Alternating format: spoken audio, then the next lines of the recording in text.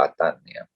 Dan mudah-mudahan bisa memberi penajaman pada kita semua untuk melihat persoalan-persoalan mendasar pada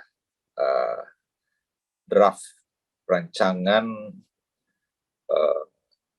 perubahan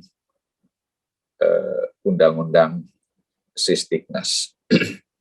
Sebenarnya saya sudah menulis ini ya.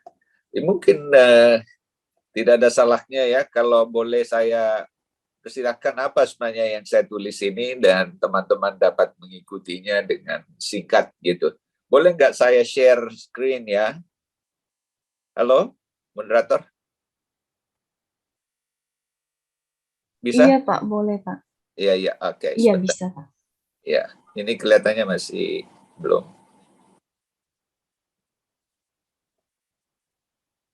Iya, oke. Jadi ada 7 hal ya yang menjadi kerisauan saya, atau mungkin juga menjadi kerisauan kita semua sebagai anak bangsa yang mencintai dunia pendidikan, khususnya pendidikan luar sekolah, pendidikan non formal, informal, dan pendidikan masyarakat, supaya tidak terabaikan di dalam rancangan perubahan Undang-Undang Sisdiknas itu. Nah, sedikit pengantar dari ketujuh hal tersebut. Pertama, di sini ada keanehan ya ini.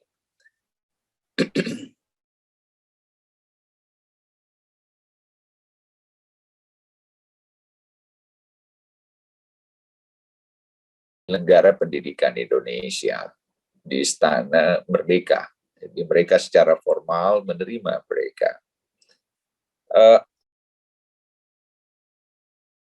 Negara pendidikan Indonesia ini ketika baru densi dengan presiden, mereka merisaukan atas sejumlah substansi dalam draft atau rancangan perubahan Undang-Undang Sisdiknas itu ya. Misalnya tidak ada kata madrasah, tidak ada kata pesantren ya gitu. Begitu juga substansi-substansi lain. Lalu presiden kaget gitu ya. Loh, kenapa kok ada yang mengusahakan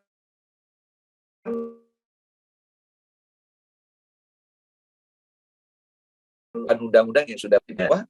Ya, saya mau memanggil Menteri Pendidikan, Kebudayaan, Ristek dan Teknologi gitu ya, supaya memberi klarifikasi kenapa ada prakarsa mau merubah undang-undang yang sudah baik itu gitu kan. Nah, karena memang ada tekanan politik dari fraksi P3 ingin memboikot kalau draft itu diteruskan. Nah, dengan adanya inkonsistensi itu, ada sesuatu yang menjanggal gitu. Apa sebenarnya di balik drama ini? Ada satu informasi ya, yang sebenarnya bersumber juga dari internal di istana, bahwa semula presiden itu ingin menyederhanakan mata pelajaran di SD, SMP, dan SLTA. Presiden menginginkan lebih sedikit, kalau bisa maksimal 4 mata pelajaran di SD, 5 mata pelajaran di SMP, dan 6 mata pelajaran di SLTA. Itu harapan presiden. Lalu ketika harapan presiden itu ingin dilaksanakan oleh Menteri Pendidikan dan Kebudayaan Mas Nadiem, ternyata ada halangan bahwa tidak bisa undang-undang itu kebijakan itu tidak bisa dilaksanakan karena bertentangan dengan undang-undang. Nah, lalu presiden menginginkan bahwa kalau begitu ya sudah, undang-undang itu dirubah gitu. Nah, itulah sebenarnya muncul prakarsa perubahan undang-undang itu. Tapi sayang sekali arah perubahannya yang ingin menyempurnakan Sisdiknas yang ada, ingin menggabungkan undang-undang guru, ingin menggabungkan juga undang-undang pendidikan tinggi, ternyata di sana sini bukan malah rancangan undang-undang itu semakin membaik, malah terkesan mengalami disorientasi yang fatal. Gitu. Nah dengan itu ini izinkan saya dengan latar belakang itu saya menyampaikan 7 hal ini. Pertama, memang kalau undang-undang itu ingin dirubah gitu ya, itu harus disiapkan satu naskah akademik yang komprehensif. Nah, naskah akademik yang dipersiapkan oleh tim ini untuk merubah undang-undang Sisdiknas itu kelihatannya belum memadai. Lalu harus juga dipahami bahwa undang-undang yang mendasari seluruh produk undang-undang yang dihasilkan itu didasari oleh norma-norma sebenarnya. Norma-norma itu untuk memastikan bahwa ini sesuai dengan kebutuhan masyarakatnya agar semakin maju, semakin sejahtera, dan semakin berkeadilan. Nah, norma-norma itu, undang-undang itu harus bersumber dari norma-norma hukum Islam, karena mayoritas penduduknya beragama Islam. Jadi kalau tidak ada kata madrasah atau pesantren, itu bertentangan dengan norma ini. Ya, karena jauh sebelum Indonesia merdeka, ratusan tahun sebelum Indonesia lahir, pesantren, madrasah sudah ada. Jadi undang-undang yang harus lahir di negeri ini harus sesuai dengan norma-norma yang bersumber dari Islam. Ada juga norma-norma yang kita warisi dari pemerintahan kolonial Belanda, karena telah menjajah negeri ini selama lebih 3 abad gitu ya. Jadi terutama dalam hukum pidana kita masih banyak mengadopsi sana. Ada juga norma-norma hukum yang kita adopsi dari nilai-nilai instrumen hukum dan HAM internasional gitu ya. Misalnya konvensi hak anak, anak harus mendapat perhatian begini, harus begitu ya. Itu kita adopsi. Jadi sumber hukum di Indonesia juga lahir karena ada pengaruh dari kesepakatan-kesepakatan internasional yang diadopsi dari PBB. Selanjutnya, kita juga harus memperhatikan norma-norma hukum adat, karena Indonesia itu lahir dari kerajaan-kerajaan, kesultanan-kesultanan yang ribuan tahun sebelum Indonesia ada, mereka sudah punya aturan yang disebut hukum adat itu. Nah, ini semua harus menjadi perhatian, dan ini kelihatannya diabaikan. Gitu ya. Itu yang pertama ya. Nah, yang kedua, undang-undang itu sebenarnya, khususnya undang-undang pendidikan nasional, kalau kita lihat secara konseptual, dia harus menjadi the best equalizer. Dia menjadi jembatan penyeimbang yang mengangkat kesetaraan orang bawah, orang miskin, orang tertinggal, lompat gitu ya, sejajar dengan mereka yang ada di kelas menengah atau kelas atas gitu kan ya. Jadi anak-anak desa itu dia bisa dengan pendidikan, dengan sekolah, dia bisa meneropong kehidupan anak kota gitu, sehingga dia menjadi warga kota, bisa meneropong kehidupan di lingkungan global sehingga punya wawasan regional, wawasan internasional. Jadi dia harus terangkat dengan pendidikan. Nah, sekarang ini Indonesia itu menghadapi ketimpangan. Bayangkan saja ada 4 WNI gitu. Itu kekayaannya hampir sama dengan setengah kekayaan orang Indonesia yang lebih 274 juta jiwa. Dapat dibayangkan. Jadi pendidikan itu harus bekerja keras mengangkat mereka yang tertinggal. Inilah yang sebenarnya menjadi mimpi kita di pendidikan luar sekolah, pendidikan masyarakat, pendidikan non-formal, informal, supaya masyarakat yang tertinggal ini itu bisa terangkat hidupnya. Bayangkan ya, dengan ketimpangan yang ada ini. Misalnya ada seorang pengusaha, tanahnya itu saya hitung-hitung waktu saya ketua Komnas HAM, itu 5,2 juta hektar. Satu orang ini, tanahnya itu 74 kali luas wilayah Jakarta. Gitu. Kita juga lihat di laporan Kompas, 15-16 Maret 2018, hanya berapa orang itu menguasai tanah ini, dilaporkan oleh Sri Mulyani, itu 50 juta hektar, atau 741 kali luas Jakarta, atau mungkin lebih 1000 kali luas Singapura. Itu dimiliki hanya 5-6 orang. Jadi pendidikan itu harus mencoba melihat rekayasa sosial seperti apa ini. Nah, disinilah pendidikan luar sekolah, pendidikan masyarakat, pendidikan non-formal, informal harus hadir to empower the powerless. Nah, AFEN masih menyiapkan agenda strategis untuk membebaskan mereka yang tertinggal itu. Gitu. Karena apa? Karena dia akan semakin terpuruk gitu ya. Bayangkan orang-orang kaya ini, duitnya tidak taruh dalam negeri, dibawa lari keluar. Gitu ya. Kata Pak Yusuf Kalla, memang ini berbahaya karena orang Thailand yang kaya dan orang miskin tidak ada masalah karena sama-sama orang Thailand. Kalau di Indonesia tidak, mereka itu rata-rata orang Cina keturunan. Ya. Jadi begitu dia kaya, dia bawa lari duit keluar. Sehingga di dalam negeri terjadi kehampaan kekuatan ekonomi.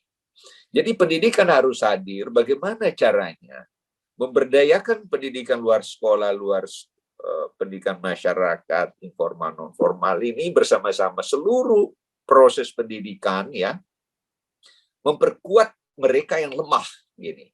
Kalau di afirmasi itu melihat 18 kelompok masyarakat yang lemah, petani miskin, nelayan miskin, buruh migran ya, terus masyarakat adat lah segala macam. Ada 122 agendanya supaya keluar. Nah, ini pendidikan ini harus dimasukkan dalam undang-undang supaya mereka itu ada diskresi, negara hadir di situ. Dan itu tidak ada. Yang ketiga, kelihatannya undang-undang Sisdiknas dalam draft yang ada ini, itu sama sekali tidak memiliki kredibilitas yang layak untuk diteruskan prosesnya. Sebaiknya ini dihentikan. Karena ada inkonsistensi dari semangatnya untuk menyempurnakannya. Dan kalau dilihat ingin menggabungkan 3 undang-undang itu, undang-undang guru, dosen, undang-undang pendidikan tinggi, dan undang-undang Sisdiknas, di sana semua diabaikan. Dan ada memang norma ya yang didelegasikan ingin diatur nanti di peraturan pemerintah. Tapi kalau itu diundangkan, maka uruan itu menjadi Sisdiknas ini menjadi compang-camping gitu ya. Jelek sekali kelihatannya. Dan ini sama sekali tidak layak disebut sebagai undang-undang karena tidak memenuhi kaidah-kaidah yang seperti tadi diharapkan ya, menjadi alat pemersatu, memperoleh keadilan, kesetaraan, kesejahteraan. Sehingga ini membahayakan masa depan bangsa dan negara, membahayakan masa depan kita semua. Yang keempat, nah ini teman-teman bisa melihat ini catatan saya. RUU ini tidak realistik karena apa yang dihadapi oleh dunia pendidikan di tanah air, ada satu hal yang amat mengerikan. Mutunya tidak ada.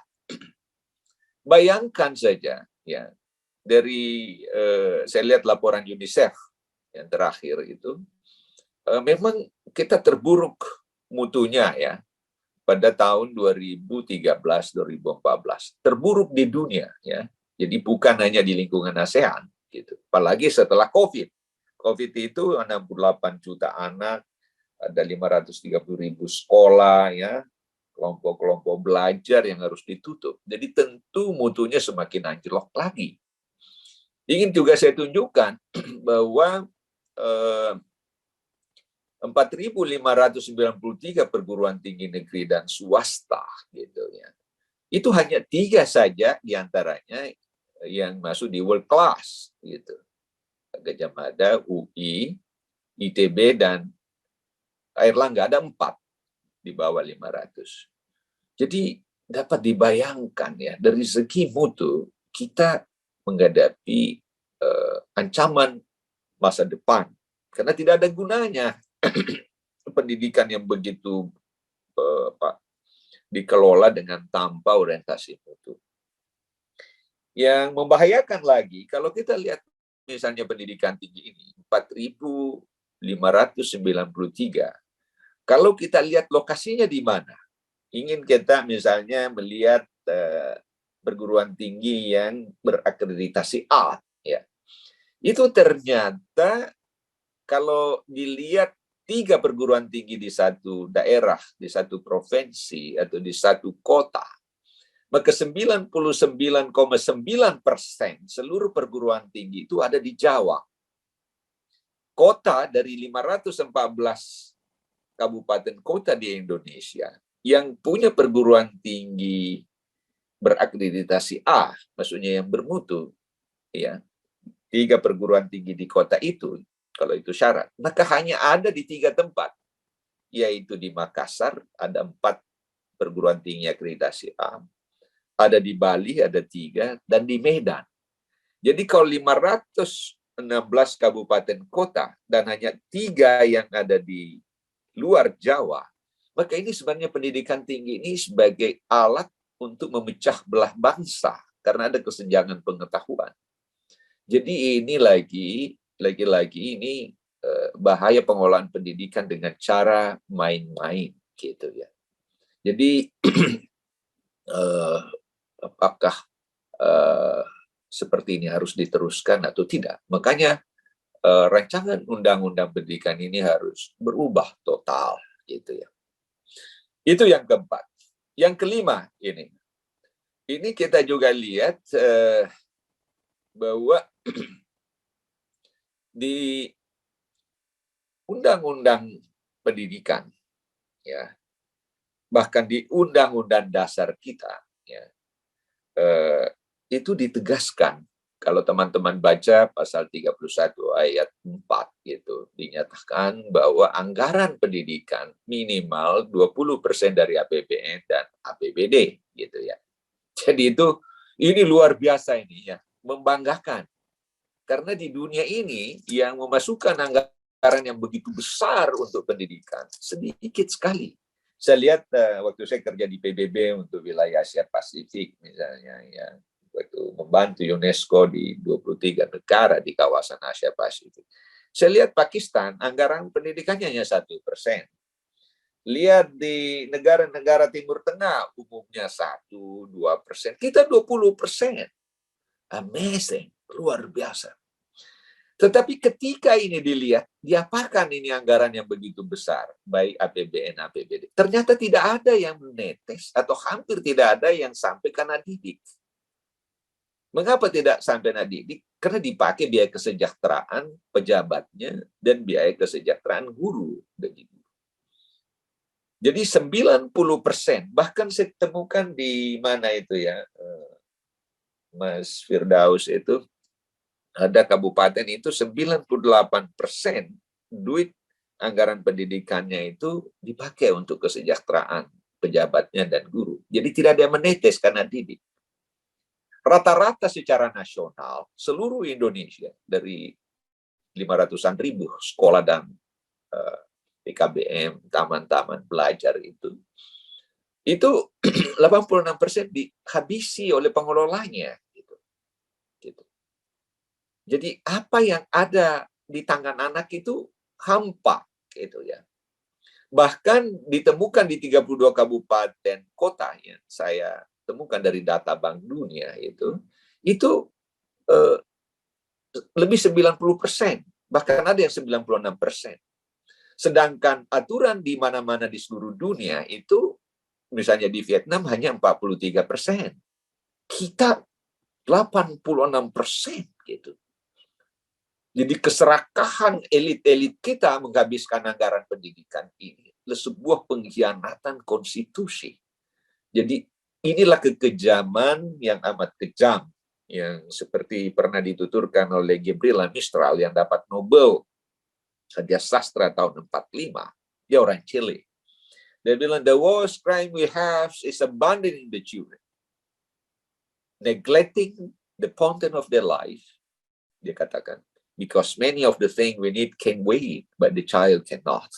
Jadi kalau kita memiliki kesalahan dari segala kesalahan, yaitu tidak memperhatikan sungguh-sungguh masa depan anak. Banyak yang kita perlukan, kata Gabriela, bisa ditunda, tapi anak jangan. Jadi kalau ada orang yang memprioritaskan bukan masa depan anak, dikatakan oleh Gabriela, itulah kebiadaban dari segala kebiadaban. Kenapa duit ini habis dipakai untuk elit-elitnya? Undang-undang itu harus membatasi. Di Finlandia itu 52%. Di Amerika Serikat hanya sekian. Indonesia adalah terbesar, paling serakah elit-elitnya menghabisi duit pendidikan itu bukan untuk anak didik. Jadi kalau sekolah rusak, mau diapakan? Kalau anak mau beli buku di mana? Nggak ada duitnya. Itu yang kelima. Yang keenam, ya, kalau kita lihat ini undang-undang ini, kalau memang ikhlas dari tim yang dibentuk oleh Kementerian Pendidikan dan Kebudayaan, Ristek dan Teknologi mau membuat, gampang gitu. Masuk di websitenya UNESCO, lihat ada 153 ya, contoh undang-undang pendidikan di seluruh dunia. Boleh mengambil misalnya undang-undang pendidikan Malaysia, undang-undang pendidikan Inggris atau Amerika gitu ya. Lalu kemudian coba diperbaiki undang-undang yang ada ini. Itu ternyata undang-undang Amerika yang dibuat oleh Presiden Obama ya. Karena begitu Obama jadi presiden, dia ganti undang-undang pendidikan yang dibuat oleh Presiden Bush. Jadi namanya ESA. ESA itu Every Student Succeed Act. Tidak boleh ada anak Amerika yang tidak berprestasi luar biasa. Kalau Bush, dia menyebutnya NCLB, No Child Left Behind. Kalau Obama ingin lebih besar lagi pengaruh pendidikan ini bagi masa depan peradaban Amerika. Yang diperhatikan oleh Obama itu hanya 7 hal. Standarisasi harus tinggi, jadi setiap detik standarnya dinaikkan. Proses penilaian dari standar itu dilakukan dengan baik, dari tingkat sekolah sampai pranata-pranata paling atas gitu. Dan akuntabilitasnya, jadi bagaimana pengelolaan anggarannya betul-betul dipertanggungjawabkan, bagaimana proses belajarnya di ruang kelas terjadi dengan baik. Juga gurunya gitu ya, gurunya memang memenuhi kualifikasi. Dan juga kepemimpinan. Kepemimpinan itu ada standarnya. Diharamkan memang oleh UNESCO dan ILO, orang-orang yang mengelola pendidikan itu tidak boleh kalau tidak memiliki 2 persyaratan. Pertama, dia mengerti pendidikan. Jadi jangan misalnya dokter atau mengobati penyakit di rumah sakit itu sarjana hukum, tidak boleh. Kepala rumah sakit itu harus dokter. Itu aturannya. Begitu juga pendidikan. Yang berolah menjadi kepala sekolah itu adalah guru. Tidak boleh misalnya yang mengurusi urusan pasar misalnya. Itu tahun 66 itu sudah diadopsi oleh 2 badan PBB, UNESCO dan ILO mengenai kepemimpinan. Jadi tidak boleh ada yang menangani pendidikan kalau bukan dia guru yang berpengalaman dan tidak mengerti pendidikan. Misalnya di Bogor, nih, Anda ke dinas pendidikan dari urusan pasar, ada urusan di daerah lain dari urusan pemakaman, ya sama sekali tidak ada kaitannya pendidikan. Itu tidak boleh. Begitu juga nanti pada tingkat yang lebih tinggi, ya, pada provinsi, pada nasional. Jadi Indonesia ini ikhlas menghancurkan pendidikannya karena politik tidak memperhatikan standar-standar yang layak. Ya. Dan kalau kita lihat lagi dari Obama, di sini ada khusus pendidikan luar sekolah, pendidikan masyarakat, pendidikan non formal, pendidikan informal yang disebut 21st Century Community Support. Jadi dukungan masyarakat untuk abad 21 penting sekali. Dan yang terakhir pembiayaan. Gitu. Mengapa Indonesia itu tidak belajar dari undang-undang yang dibuat di negara-negara maju? Dan Indonesia perlu juga melihat bagaimana sebenarnya aturan pendidikan yang diadopsi oleh negeri ini jauh sebelum Indonesia lahir, atau di awal kemerdekaan, atau di era Orde Lama, era Bung Karno, atau di era Orde Baru, atau era reformasi sampai detik ini. Banyak sekali butir-butir mutiara yang mestinya dirujuk oleh rancangan Sisdiknas ini. Misalnya saja pada tahun 1908, di situ anggaran Budi Utomo itu 1908 berarti sudah 106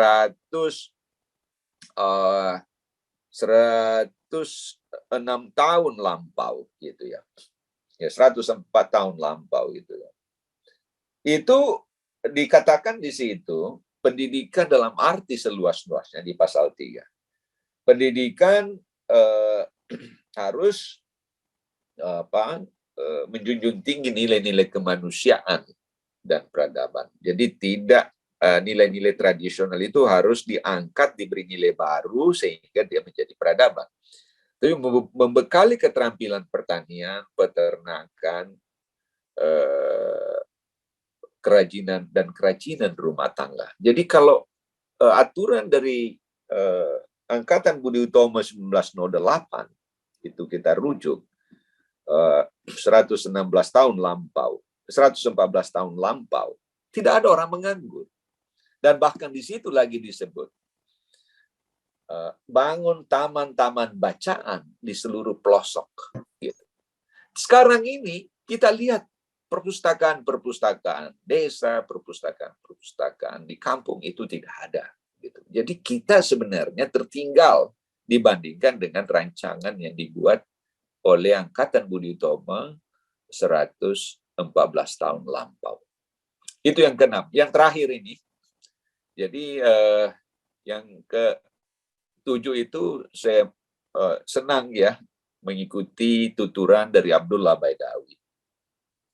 Abdullah Baidawi itu waktu dia menjadi Perdana Menteri Malaysia, dia mengatakan bahwa bagi kami di Malaysia, pendidikan itu kami tidak sebut extremely important.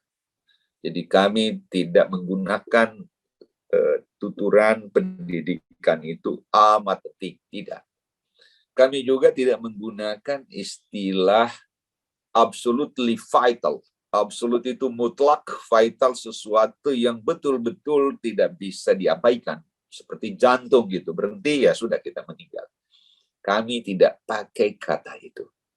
Tapi bagi kami di Malaysia, kata Perdana Menteri Malaysia Abdullah Baidawi ini, ya, dia bilang for Malaysia, education is a matter of life and death for the entire nation. Pendidikan bagi kami di Malaysia adalah persoalan hidup matinya seluruh bangsa kami, seluruh peradaban kami di masa depan. Jadi kami tidak mungkin akan main-main dengan pendidikan. Indonesia adalah negara yang mempermainkan pendidikannya, menyerahkan urusan pendidikan yang bertentangan dengan konvensi-konvensi internasional kepada orang-orang yang tidak mengerti pendidikan. Saya kira inilah sumber malapetaka yang terjadi pada peradaban kita di masa depan. Mudah-mudahan tidak ada lagi orang-orang di masa depan yang bermain-main dengan pendidikan, karena menyangkut keselamatan kita bersama. Saya kira itu 7 hal yang saya dapat sampaikan pada teman-teman, pejuang-pejuang pendidikan, tokoh-tokoh pendidikan muda ya, yang sekarang dipimpin oleh saudara Firdaus, teman-teman kita juga berbahagia ada Prof. Supriyono yang hadir bersama kita. Saya kira itulah yang dapat saya sampaikan. Terima kasih. Assalamualaikum warahmatullahi wabarakatuh. Waalaikumsalam warahmatullahi wabarakatuh. Terima kasih Pak Hafidz Abbas. Mungkin kita bisa lanjut saja untuk sesi pertanyaan. Kepada teman-teman yang ingin bertanya, dipersilakan. Untuk raise hand dan juga on mic juga Boleh banget.